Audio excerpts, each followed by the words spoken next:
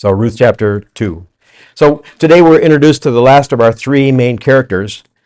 And we've already met Naomi and Ruth, and today we're going to be introduced to Boaz. In the first chapter, we've seen the author set up the dilemma. Naomi and Elimelech and their two children left Israel for Moab due to the pressures of a drought, and their sons marry Moabitesses, and Elimelech dies, and a little later, Naomi's two sons die. And one of Naomi's daughters-in-law, Orpah, has returned to her people, and despite Naomi's advice to go back, Ruth stays with Naomi. And so that begins to set up the tension that we'll see throughout the rest of the book. Ruth chapter 1, verse 16, one of the key verses that we want to take a look at, we've taken a look at before, but Ruth said, "Do not plead with me to leave you or turn back from following you, for where you go, I will go, and where you sleep, I will sleep. Your people will be my people, and your God, my God." And this is a wonderful confession of faith and allegiance. Ruth is throwing herself to Naomi and to God. As Naomi and Ruth return to Bethlehem, having received the news that the drought is over, that the Lord has shown favor, Naomi is welcomed back into town, but Naomi reflects on her circumstances as bitter. She has no husband, no children, no land, no inheritance, no means of income at the moment, no grandchildren, and no way of passing on anything to Ruth. That's not high on your list of a prosperity gospel, is it? God has seen fit to have all these things in her way, and yet we'll find out that this is one of the theme of the story, that in the midst of this trial, she's going to be able to see God's provision. All right, so we're in Ruth chapter 2, verse 1. So now, in rather dramatic fashion, we're introduced to this final character, Boaz. Elsewhere, we're told that Elimelech and Boaz are descended of Judah through Tamar. The author drops this little hint that he's related, and later on in the chapter, we'll be told why this is important. But if we take a look at just a simple diagram of their family relationship, you see descended from Naomi and Elimelech are the two children, one of whom married Ruth. Ruth, of course, you all know the story. I'm not dropping any spoilers at this point, but Ruth will marry Boaz. And then you go up the chain, and again, Boaz is related to the relationship between Tamar and Judah. So it goes back quite a ways. And then, of course, they'll have a child named Obed. Obed will have a child named Jesse. Jesse will have a child named David. And that's really kind of the point of the whole book, if you think about it, right? It's the transition from here we are underneath the judges. How do we get to David? First Samuel's, we get to David through the anti-pattern of a good king by looking at Saul, and Ruth is how do we get to the good pattern of David through Boaz and Ruth. So Ruth chapter 2 and verse 1. Now Naomi had a relative of her husband, a man of great wealth, of the family of Elimelech, whose name was Boaz. Verse 2. And Ruth the Moabitess said to Naomi, "Please let me go to the field and glean among the ears of grain, following one in whose eyes I may find favor." And she said to her, "Go, my daughter." So first of all, we see Ruth's declaration in verse 2. It's a signal not only of the poverty of Naomi and Ruth, that they're going to have to go out and glean for food, but they're going to have to, they're looking for God's provision somehow. They don't know how this is going to work out, but they're looking for God to do that. We don't have any specific idea of how much time elapsed between when they come back to Bethlehem and when Ruth decides to go gleaning, but two things strike me. First of all, the abruptness that may indicate that Ruth does this almost immediately. Ruth has a plan. And if you think about it, Ruth has been under the tutelage of Naomi for the last 10 years. This is not new that she would turn to follow the Lord. She's been discipled, if you will, in an Old Testament way. She's been discipled by Naomi. And so a lot of the things you start to see through Ruth, you go, how did she know that? Well, it has to be through Naomi. And Naomi taught her well. So again, it seems rather abrupt, so it seems like it's almost right away. And Ruth does have a plan. Ruth is very familiar all of a sudden with the gleaning laws. And we'll take a look at that in a little bit. Secondly, well, we're going to take a look at it now. Secondly, Ruth is aware of the Jewish law. The right to glean was guaranteed by the law. This is in Leviticus chapter 9 and verse 10, or Leviticus 19 verses 9 and 10. Now, when you reap the harvest of your land, you shall not reap to the very edges of your field, nor shall you gather the gleanings of your harvest.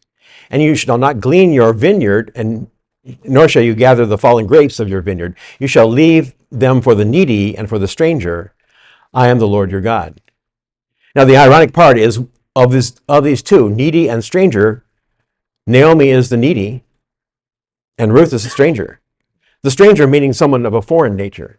And so here you have some prophecy from essentially saying we're going to accommodate those people, and this was written 500 years ago, or 400 years ago or so.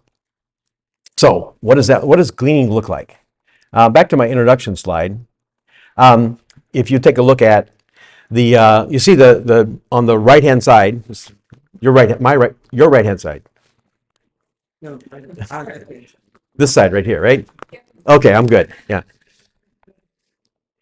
You see the little bit of wheat standing there on the edge of the field, and that's the idea that they would leave them to be plucked and gathered by the people who would be called gleaners, people who come along in the field and gather that. So they were to leave the edges. They weren't to go right up to the edge, but they were to leave a little bit.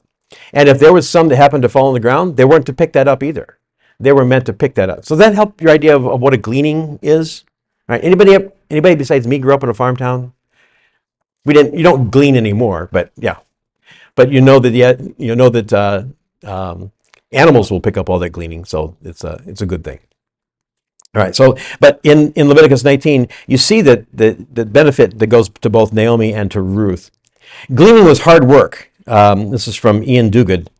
Gleaning was hard work. It was hot work. It was not necessarily safe work either, since not every landowner would fulfill the provisions of the law. It was perhaps especially dangerous for a foreign woman, a Moabitess, who had no clan connections to protect her or to call her in distress. Now, again, this is the background of the culture, which helps inform our understanding of it. When we get to this, Ruth is in a precarious position. She's got to go out gleaning because she knows the law provides for that.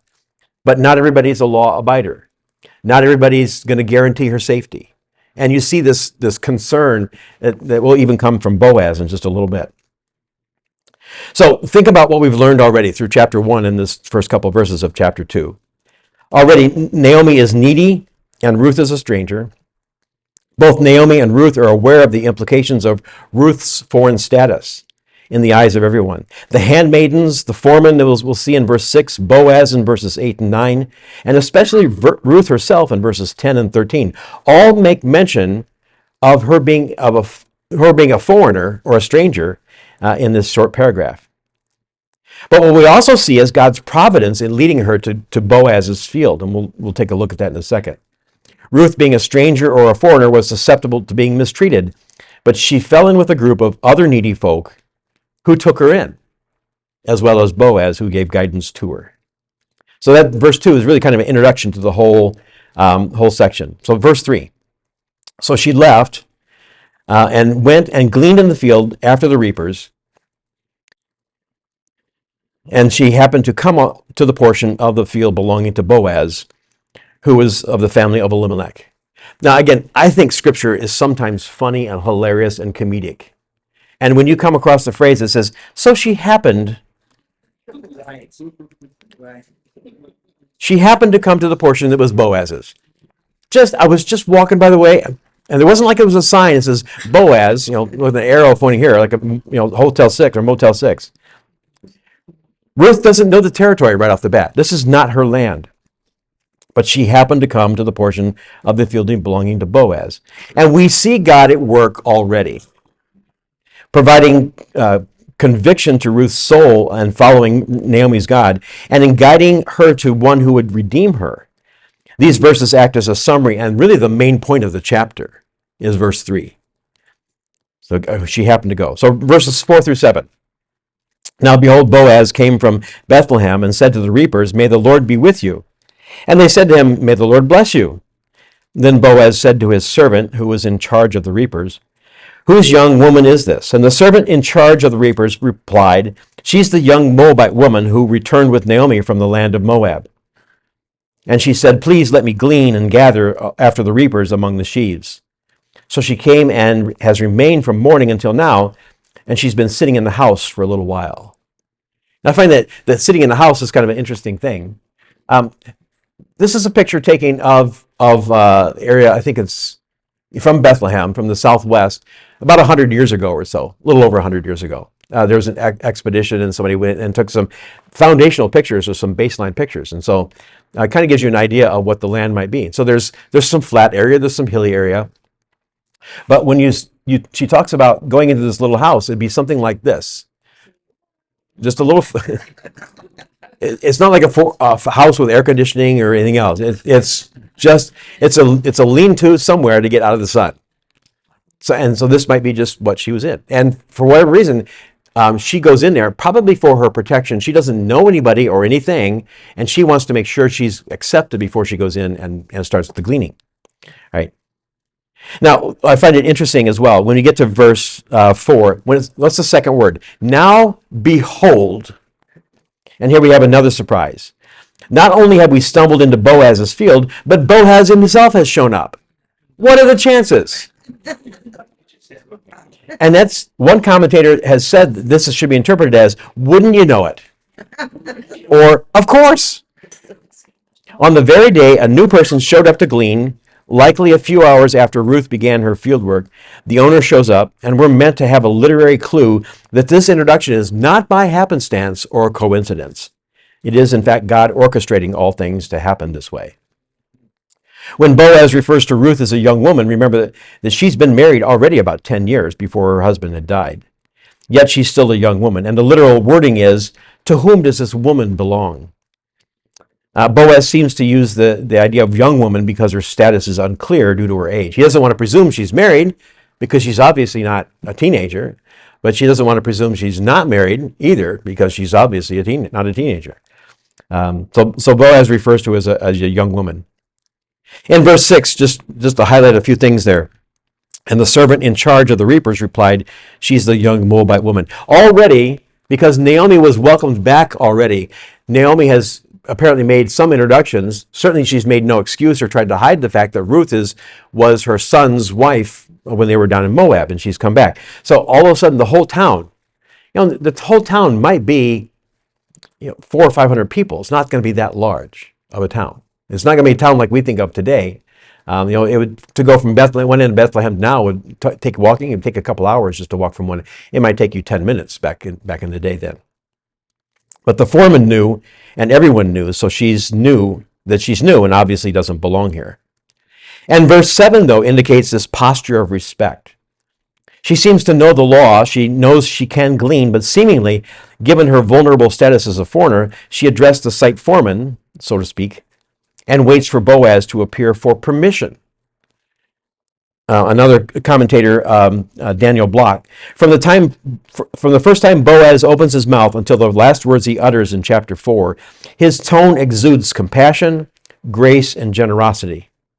In the man who speaks to this Moabite field worker, biblical hesed, or faithfulness, it becomes flesh and dwells among mankind. And what we're supposed to see is that Boaz is more than just a nice guy, or more than just the happy uncle that happened to run across. He's going to be what Ruth calls later on a kinsman redeemer. He has a special relationship, and he's treating the entire family with courtesy and respect because of who they are, that they're needy, and he doesn't want to do anything to humiliate them at all, and that'll come out in the story as well. But you start to see Boaz becoming really a type of Christ in this area. He's really acting like a Christian would act in the New Testament, and he's doing this in the Old. In chapter 2, verse 8 through 13, as we read that section, then Boaz said to Ruth, Listen carefully, my daughter. Do not go glean in another field. Furthermore, do not go from this one, but join my young women here. Keep your eyes on the field which they reap, and go after them. Indeed, I have ordered the servants not to touch you. When you're thirsty, go to the water jars and drink from what the servants draw. So, again, real carefully, Boaz is letting us know that he's addressing her concerns by saying, there's nobody going to touch you. She would be concerned about the disrespect someone would show to someone who's foreign and not being from here. So he's aware that what she's concerned about, and she's making sure that she feels comfortable with what's going on. But then he begins to say, more than just, you're allowed to glean here and you know that you'll be safe. What does he do to her? He says, I've ordered that the servants not touch you. When you're thirsty, go to the water jars and drink from what the servants draw. In other words, feel like you're part of the family. Feel like yes, you might be needy and poor, but that shouldn't stop you from participating just as all the other Jews are participating. Verse 10 says, Then she fell on her face, bowing to the ground, and said to him, Why have I found favor in your sight, that you should take notice of me, since I'm a foreigner? Boaz replied to her, All that you have done for your mother-in-law after the death of your husband has been fully reported to me. Again, if you grew up in a small town, you'd understand the truth of that statement. Everything that everybody does is reported to everybody who needs to know or wants to know. But Boaz had, so here Boaz is from Bethlehem, and they're in the fields just outside of Bethlehem. But everything that Naomi's coming to town, and everything that Ruth has done, saying, I'm going to follow you. Your God is going to be my God. All that's been reported to Boaz. And so he has a utter compassion for her. Because of her gracefulness, he's more than willing to show her compassion and grace as well. Verse 12, May the Lord reward your work, and may your wages be full from the Lord, the God of Israel, under whose wings you have come to take refuge. Then he said, Then she said, If I have found favor in your sight, my Lord, for you have comforted me, and indeed have spoken kindly to your servant, though I am not like one of your female servants. Boaz's reaction of grace is not a given, but it shows his character. When told that this is Naomi's daughter-in-law, we see in this section that Bo understands that this is a near relative. He's showing compassion and grace, but also he's understanding that this is someone who's actually probably closely related to him because of her relationship with her husband and he was a son of Elimelech. His words are in the form of instruction about what she's to do. And Ruth actually seemed somewhat surprised, certainly humbled at Boaz's care. There seem to be three kinds of groups here: men who did the cutting, women who followed along binding the cutting into sheaves, and the gleaners. And Boaz actually elevates her status really from being one of the reapers or one of the gleaners to one who would actually sew them up into the sheaves. He takes her status as a foreigner and someone who's poor and needy and begins to elevate who she is. Such is his care and concern for her. He shows compassion for her plight, for her situation. And she shows respect for his exceptional kindness. So then Ruth does what Boaz instructs until the mealtime. Now, as they would have meals, again, this is a reenactment from some time ago. You know that because it's in black and white. No, I'm just kidding. It's a reenact from some time ago. But here you have a group just out in the field sharing a meal with one another. And here you would have the meal as it kind of goes. I'll come back to this picture in a little bit. But I also want you to see, here we have, the wheat's been cut down and they're being bundled into sheaves that they can later be taken to the threshing floor. All right, so verses 14 to 16 as we kind of march along here. Verse 14, and at mealtime Boaz said to her, "Come here that you may eat of the bread and dip your piece of bread in the vinegar." So she sat beside the reapers, and he served her roasted grain. And she ate and was satisfied and had some left. When she got up to glean, Boaz commanded his servants, saying, "Let her glean even among the sheaves, and do not insult her. Also, you're to purposely slip out for her some grain from the bundles and leave it so that she may glean, and do not rebuke her." So again, he's being compassionate towards her, sensitive to her circumstances, doesn't want to embarrass her, doesn't want to humiliate her. He's providing for her, which is ironic because what did he say earlier? May the Lord bless you. And what we find is Boaz is the agent of that blessing. He doesn't want the attention. He's not going to tell her that I'm going to slip a little in you because you're a nice gal and all that. But he's doing it so that she's protected and provided for, which is the nature and purpose of a kinsman redeemer. Provision and protection in accordance with the fact that they're related. In the ancient Near East, people did not eat only to satisfy hungry stomachs. They ate to, and they had great symbolic significance. So here's just a quick list, real quick. They're all up there? Okay. So I'm going to go through each one. There's certainly, if you want to take a picture of that, that's great. If you don't, it'll still be there. But they were expressions of hospitality. They were done for special occasions, like when treaties were completed and agreed upon, they would have a meal. When they had, the relationship of people was acknowledged at mealtime. Religious groups met over meals, which you find this significance carrying over into communion. There's the meal as they were gathered together. We find that talked about in 1 Corinthians. And people ate and drank together just for a good time. They ate and drank together for significant situations to enjoy one another's company, to rejoice in what the Lord was doing in their midst.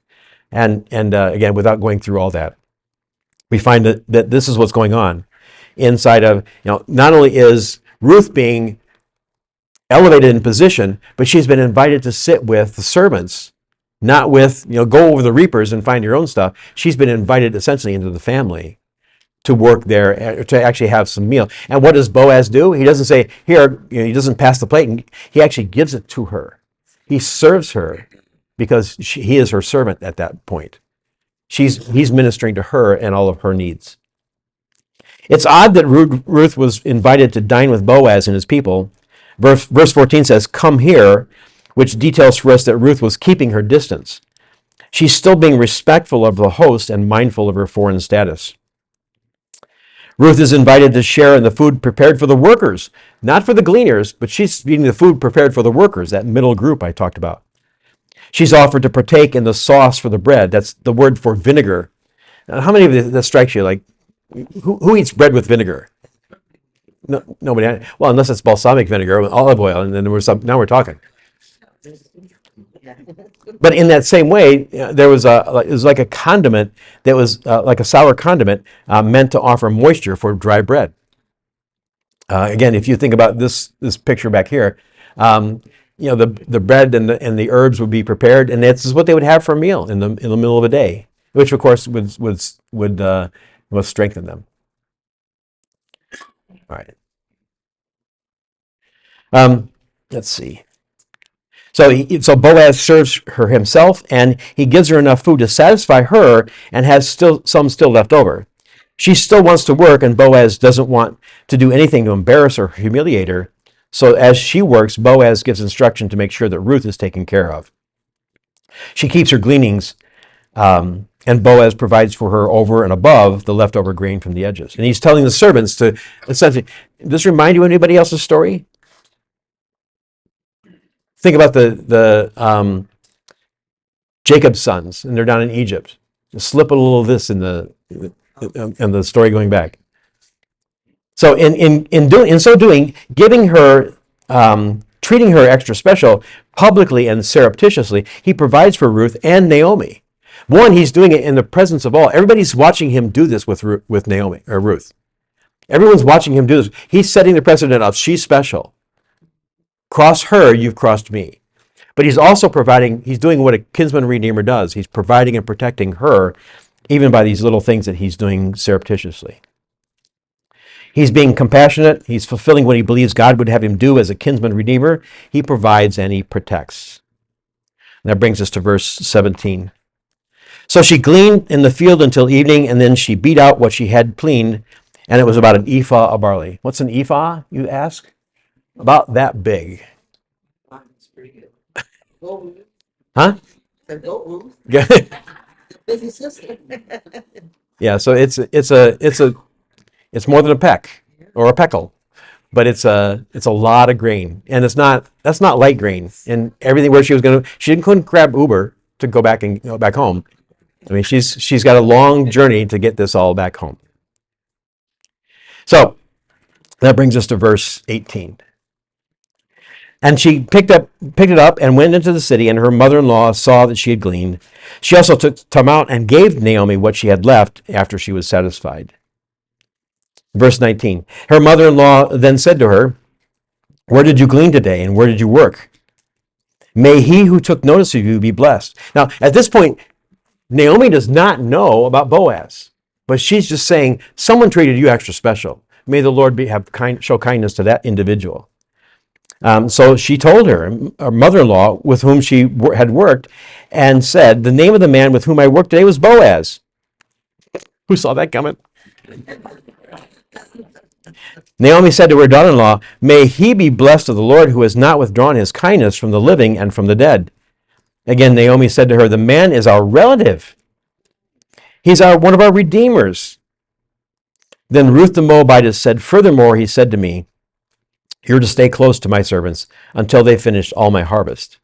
And Naomi said to her daughter-in-law Ruth, it is good, my daughter, that you go out with this young woman, so that others do not assault you in another field. So she stayed close by the young woman of Boaz in order to glean until the end of the barley harvest and the wheat harvest, and she lived there with her mother-in-law. Again, you can see God's hand in providing for Ruth and Naomi. Naomi's naturally curious. The amount that she brought home, if we think about that, this large amount. This large amount is more than you would probably gather, probably almost twice as much as you would gather all by yourself. And she's curious. And Naomi helps Ruth put the pieces together regarding Boaz's character and his protection. All right, just real quick on, if we want to take a look at when is the barley and the wheat harvest, you see here, it's down in the lower right or lower corner. It's in the April and May. So this is like in North American terms, this would be like the winter wheat. Right, when you plant in September, October, maybe December, you plant early and it grows over the winter, and you harvest it in April or May. Now, our winter wheat's harvested in July or so, but you get it there, and so you see when that's going to occur. Now, again, this all puts it all together. April and May is when the time frame we're looking at. So, what do we gather from this as we close today? Someone said, back to Ian Duguid again, he says, in the dark night of our souls, we imagine and worry about the worst possible scenario. One of the problems we have with life, and especially in a busy life, is we tend to think about the what ifs and the shoulda, woulda, couldas. And you can imagine Naomi and Ruth doing that all the time. If we hadn't left Israel, my sons would have married people, and I wouldn't be associated with Ruth. So knock that one out the door. But if we hadn't done this, then this wouldn't happen. If we hadn't done that, so you play these games in your mind, and I'll have something more to say next Sunday evening on capturing or tackling intrusive thoughts.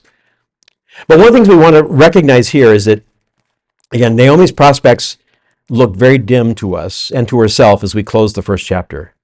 This introduction of Boaz is positioned in the storyline just to give us a glimmer of hope right after life seemed at its lowest to Naomi. Life seemed worthless, but now Naomi's sentiment gives that despair a voice. Boaz brings an opportunity. It's a lesson, along with the lament psalms, to turn to the Lord when circumstances seem bleakest. One never knows what the Lord has in store. We hope in a God who carefully provides for his people according to his sovereign will. And it's a doctrine called providence. Providence could be defined this way. God has an exhaustive and meticulous plan to provide, which is driven by or empowered by his sovereignty over creation. So sovereignty and providence are two different things. Sovereignty is really the definition or the theory, so to speak, of God being in control over creation. Providence is his actions to act in accordance with his sovereignty. Does that make sense? Okay. If it doesn't, will you tell me? Sovereignty focuses on God's right and his power to do all that he wills. Whatever God imagines to do and decides to do, in his sovereignty, his providence makes provision for that. And that's where providence is essentially the aspect of providing and provisioning something. Providence is God's purposeful actions which occur because of and out of his sovereignty. Again, God has an exhaustive and meticulous plan to provide, which is driven by or empowered by his sovereignty over creation. God couldn't say, I'm providential, if he wasn't sovereign. If he didn't have control over details, he wouldn't be able to provide the things he's promising. And yet he does, and he can, and he will. In the meeting of Boaz and Ruth, we see God's providence, his providing for his plan to bring a redeemer of his people chosen before the foundation of the world. There will be a redeemer. who must come from the line of David, as we'll find out as we get through.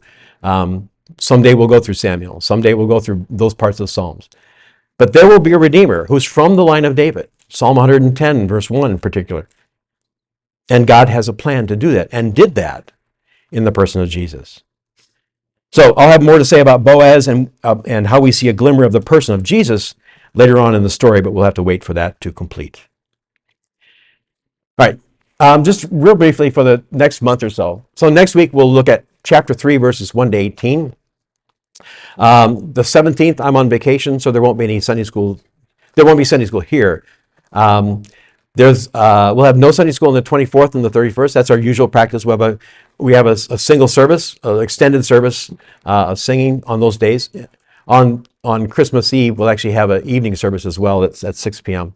And then no evening service on the 31st, but just a single service on the 31st. And then we'll be back with Ruth 4 on the 7th and the 14th of January. All right, let's go ahead and close in prayer, shall we? Father, we just thank you again for the day, and despite all the difficulties which have providentially come about, Father, we thank you just for be able to walk through your word and to see your plan, to see your control over details, to bring about a Redeemer in the person of not only Boaz, but ultimately Christ for us. Lord, all these things come by your plan for us, and we just marvel at the details and how they work together in ways that we can't seem to understand or grasp, and yet we trust and know that you are in control because your word tells us so. Father, help us to understand and apply these things, how to trust in you because of your providential care for us and your sovereign plan. We pray in Jesus' name. Amen.